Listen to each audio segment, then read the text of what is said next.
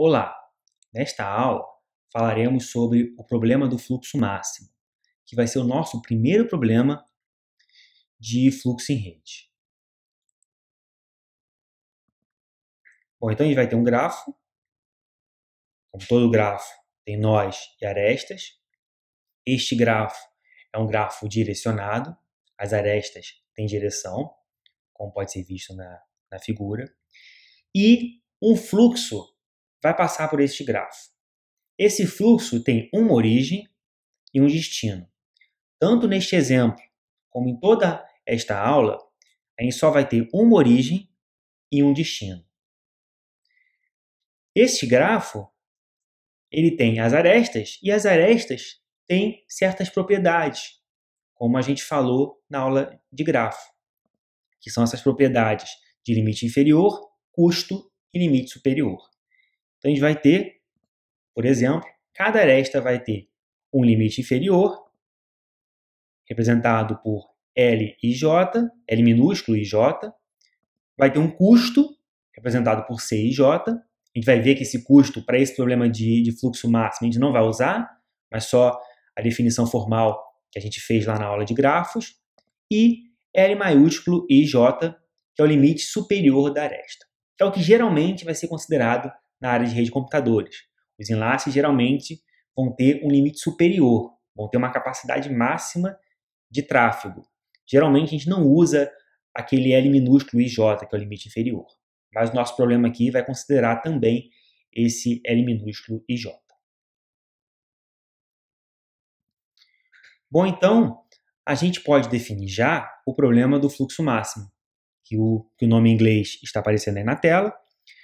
Qual é esse problema? É maximizar a quantidade de fluxo entre a origem e o destino. Eu quero enviar a maior quantidade possível, considerando os limites dos enlaces. Quero enviar a maior quantidade possível de fluxo entre a origem e o destino neste grafo. Então, se a gente for voltar àquele exemplo que a gente viu no início da aula, eu quero tentar enviar do nó 1 para o nó 9 a maior quantidade possível de fluxo. Considerando o quê? Considerando o limite dos seus enlaces. Qual a ideia disso? A ideia é que a gente quer tentar ver qual é a capacidade da rede de escoar o fluxo. Então, qual é a capacidade máxima da rede de eu enviar fluxo da origem para o destino? Então, essa é uma das aplicações do problema de fluxo máximo. Verificar a capacidade do meu grafo de escoar fluxo. A gente vai ver no final da aula um exemplo prático na área de rede. Bom, então, vamos começar pelos parâmetros. Quais seriam os parâmetros do nosso problema? Um dos parâmetros é aquele grafo GVE, que vai ter o conjunto dos nós V, o conjunto dos vértices V, e o conjunto dos enlaces, ou arestas, E. E esses enlaces, eles têm limites.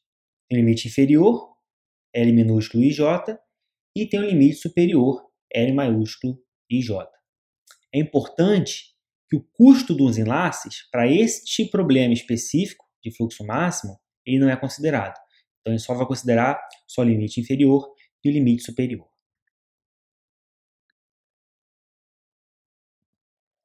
Nós temos também os parâmetros que indicam qual é o nó de origem e qual é o nó de destino. O nó de origem vai ser o nó representado por S e o nó de destino vai ser o nó representado por T. E como variáveis, a gente tem a quantidade de fluxo no enlace IJ. Então, esse X e J é a quantidade de fluxo que é enviada do nó I para o nó J, ou seja, a quantidade de fluxo no enlace IJ. Essa quantidade ela é não negativa e real. Como restrições, a gente vai ter duas restrições no nosso problema, dois tipos de restrição no nosso problema. A gente vai ter a restrição de respeito aos limites dos enlaces e a restrição de conservação de fluxo. que é a parte nova que a gente vai ver na aula de hoje. Vocês vão ver que o respeito ao limite dos enlaces é muito simples, parecido com o que a gente viu anteriormente, mas a conservação de fluxo tem algumas coisas interessantes que a gente vai ver mais adiante. Bom, então, como limite dos enlaces, você tem o limite inferior, a gente vai respeitar para todo enlace IJ, o limite inferior dele, ou seja, x e j tem que ser maior ou igual a L e J, respeitando o limite inferior. E vamos ter que respeitar também o limite superior, x e j menor ou igual a L grande e J. E a gente vai ter uma restrição dessa, tanto de limite inferior quanto de limite superior, para cada enlace. Lembrando, como eu falei anteriormente, que geralmente em problemas práticos na área de redes, a gente só tem esse limite superior aí. A gente não tem o limite inferior. Agora para restrições de conservação de fluxo. Para fazer essas restrições, a gente vai considerar só os nós intermediários. Vamos chamar aqui de nós I. O que é um nó intermediário? É um nó que não é origem nem destino. Nesses nós, tem que haver a conservação de fluxo, que eu vou falar mais adiante. Bom, então a gente tem um nó I que tem fluxo entrando nesse nó I. Por exemplo, nesta figura, a gente vê que esse nó I está recebendo de dois outros nós 0,5 de fluxo. Então, um nó está enviando 0,5 para ele, o outro nó está enviando 0,5 para ele também. Então, tem fluxo entrando nesse nó I.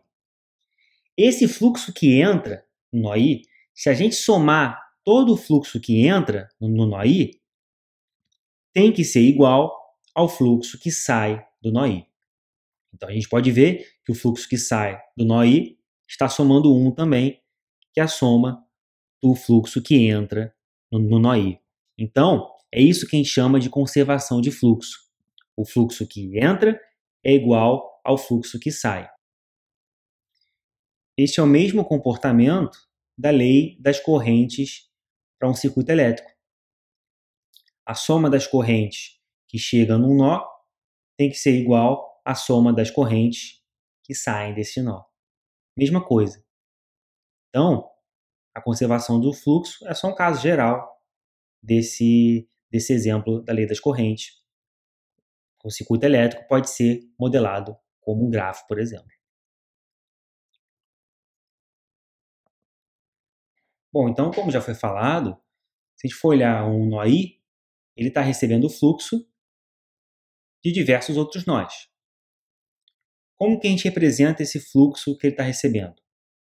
Pelas variáveis xji. Cada xji vai representar o quanto de fluxo que o nó J está mandando para o nó I.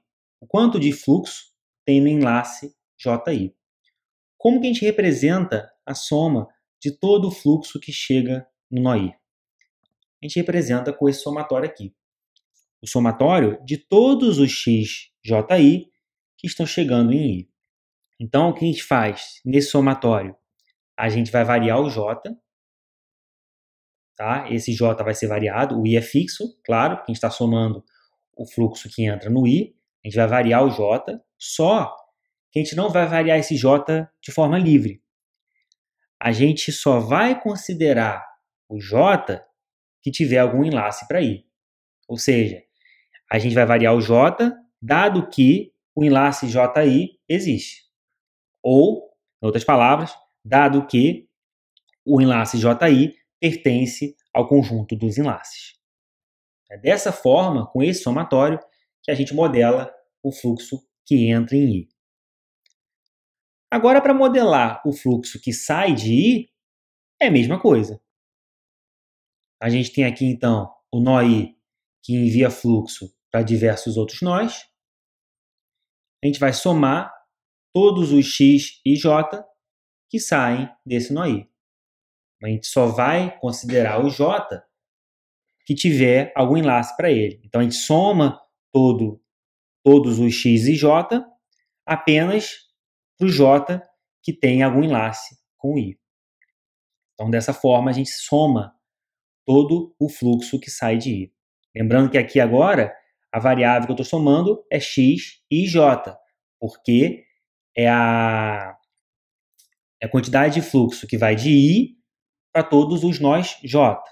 No exemplo anterior, era xji, porque era o I recebendo fluxo dos nós j.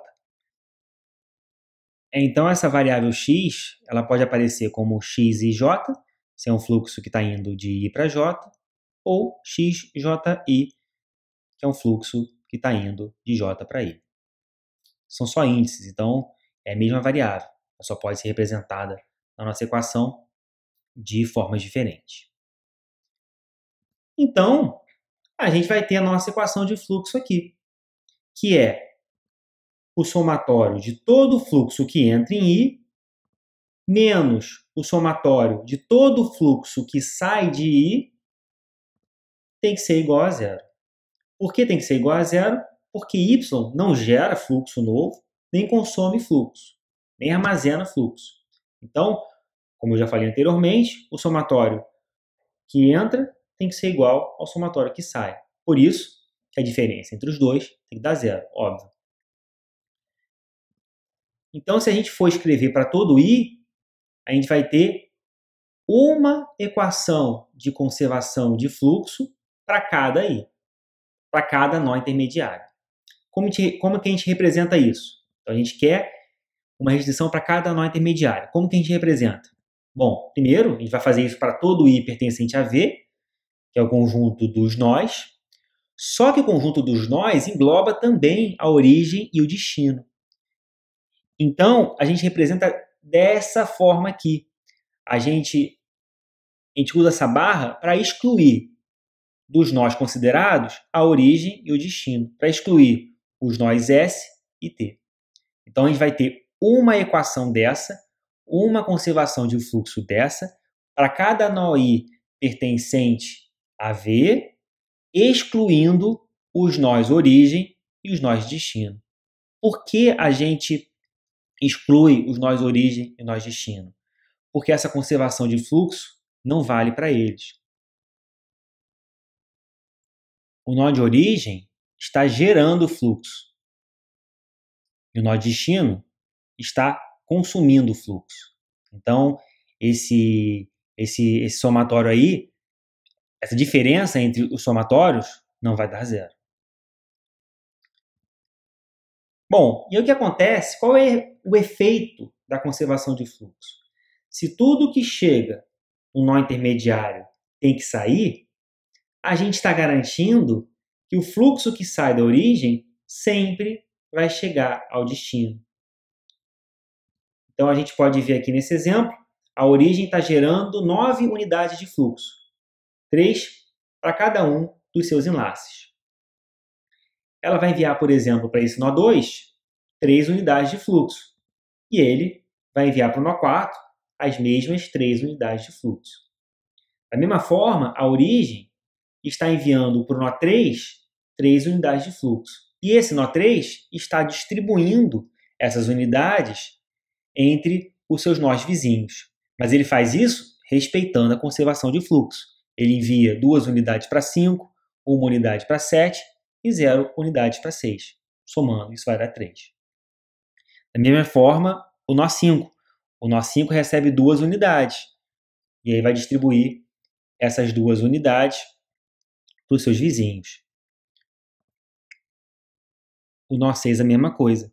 Ele está recebendo 3 da origem, 0 do nó 3 e vai enviar para o nó 7 3 unidades de fluxo. Por fim, o nó 7 está recebendo o fluxo do 3, está recebendo uma unidade de fluxo do 3, está recebendo uma unidade de fluxo do 5, 3 unidades de fluxo do 6 e vai enviar para o seu vizinho, que é o destino, as 5 unidades de fluxo, para conservar o fluxo. Mesma coisa também para o nó 8.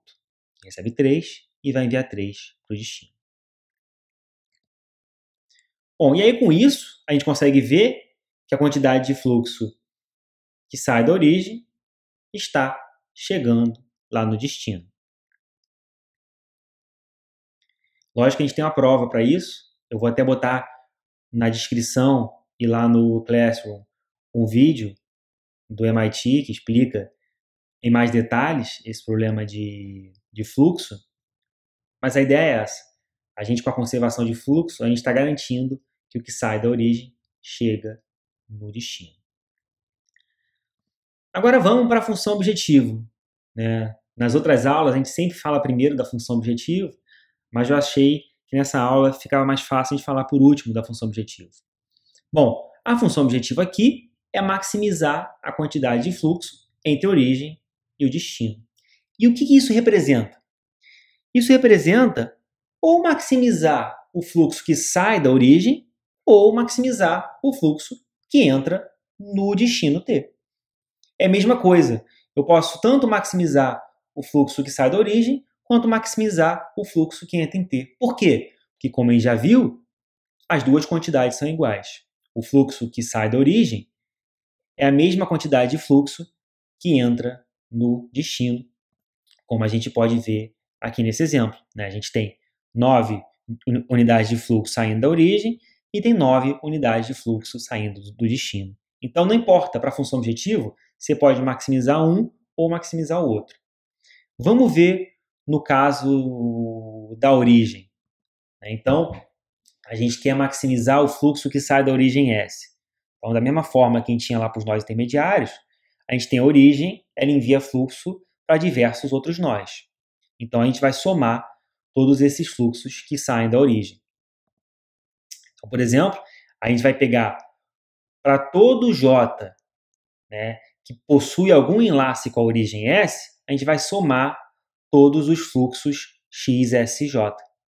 Então, como está representado aí na equação, a gente vai variar o J, mas a gente só vai considerar o J que tiver algum enlace com S. É isso que é a notação J, dado que SJ pertence ao conjunto dos enlaces. Aqui é uma variável x como outra qualquer, só que a gente está representando como XSJ, porque o i, que seria o i, no caso dessa variável x, é a própria origem. Então, a gente substitui esse i pelo s de origem. Então, basicamente, a gente está somando todo o fluxo que sai da origem. E aí, como fica, então, a nossa função objetivo? Fica maximizar esse somatório. Maximizar o somatório de todos XSJ, variando J, ou seja, eu estou variando todo o fluxo que sai de S. Só mostrando aqui, né, eu poderia pensar numa função objetiva alternativa, que é maximizar o fluxo que entra no destino. Então, seria esse outro somatório aqui, somatório de x e t, e eu vario o i, vario os nós que estão enviando o fluxo para o destino. Então, tanto faz eu representar a função objetivo como mostrado acima, como representar a função objetivo como mostrado abaixo. Tanto faz eu maximizar o somatório de fluxo que sai da origem, quanto maximizar o somatório do fluxo que chega no destino. Então, o nosso problema completo está aí, é aquela função objetivo e as 3 restrições que a gente falou anteriormente.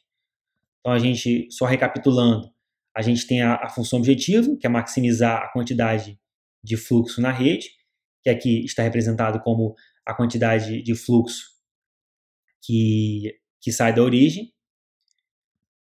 As restrições que a gente tem, aquelas restrições de limite inferior, limite superior. Então, cada enlace vai ter seu limite inferior e seu limite superior. E esses limites têm que ser respeitados. E, por fim, a gente tem a conservação de fluxo, que é a conservação de fluxo para os nós intermediários. Lembrando que para a conservação de fluxo, a gente exclui a origem e o destino.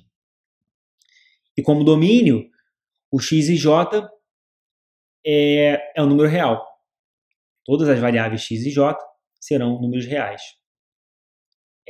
E aí, com isso, como a gente só tem números reais aqui, não tem números inteiros, esse problema vai ser um problema do tipo LP.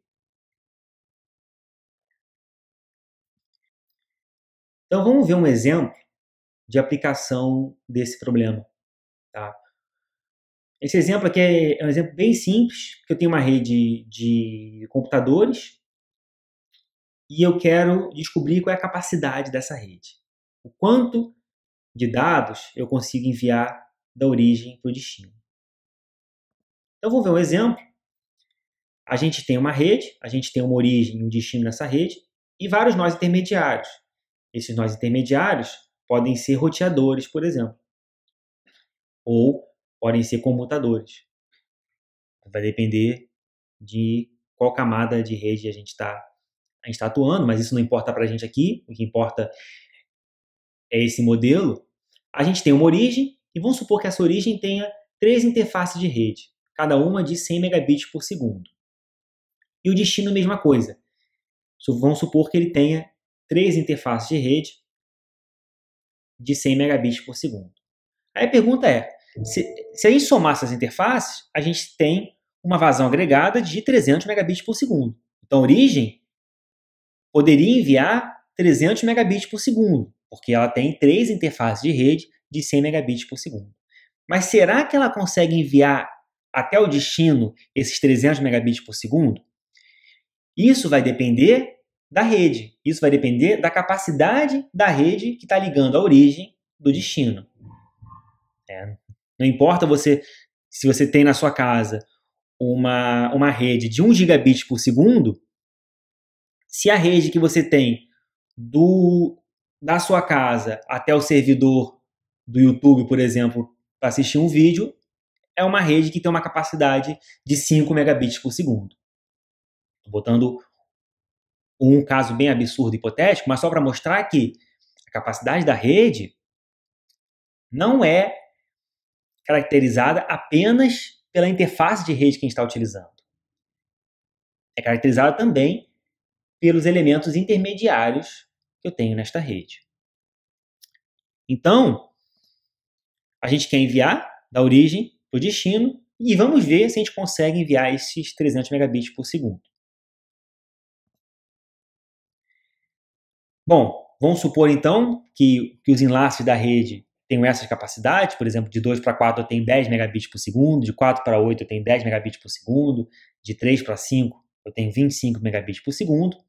E aí eu vou pegar essa rede e vou rodar o problema de fluxo máximo. Quando eu rodo esse problema, a gente não vai mostrar como a gente executa esse problema, mas quando eu rodo esse problema, eu tenho essa solução aqui. Essa solução, por exemplo, vocês podem ver que o enlace de 3 para 7, ele é de 100 megabits por segundo, mas só está usando 75 megabits por segundo. Por quê? Tem algum gargalo ali na rede que faz ele não poder encher toda a capacidade do enlace. E se a gente for olhar de uma forma geral, o fluxo máximo que a origem está conseguindo enviar para o destino é de 135 megabits por segundo. Ele não está conseguindo enviar todos aqueles 300 megabits por segundo da origem para o destino. Por que isso? Porque tem alguma limitação aí no meio da rede que não está permitindo que esse fluxo seja enviado na sua capacidade máxima da origem. Então é um exemplo prático muito interessante do problema de fluxo máximo, que é você ter uma rede e você tentar entender qual é o máximo fluxo que você consegue passar por aquela rede. É lógico que isso vai depender de vários fatores, tá? Isso, nesse caso, é um exemplo que a gente consegue que a origem possa seguir vários caminhos até o destino. Tem algumas redes que a origem pode seguir apenas um caminho até o destino. Aí, esse fluxo máximo vai ser menor ainda. Aqui a gente está considerando que a origem pode seguir vários caminhos até o destino. Nesse caso aqui, a gente pode aplicar o problema de fluxo máximo e esse fluxo máximo vai ser de 135 megabits por segundo. Bom, como soluciona esse tipo de problema? Bom, se é um problema de programação linear, eu posso formular aquilo ali num solver. Formulo num solver e soluciono o problema de otimização. Então, por exemplo, esse solver executa o simplex, que é um método genérico para problemas de programação linear, e eu obtenho a solução desse problema. Só que para esse problema do fluxo máximo, tem soluções específicas para ele que podem ser mais rápidas do que um solver. gente vai falar sobre isso com mais detalhes quando a gente falar sobre complexidade, mas há métodos específicos para o problema de fluxo máximo, como por exemplo esse listado aí, Ford-Fulkerson, que ele é específico para achar o fluxo máximo em uma rede. Eu vou botar um link também na descrição sobre esse método, e também vou botar lá no Classroom.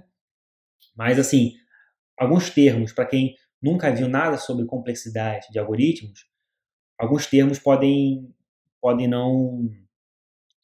não ser compreendidos num primeiro momento.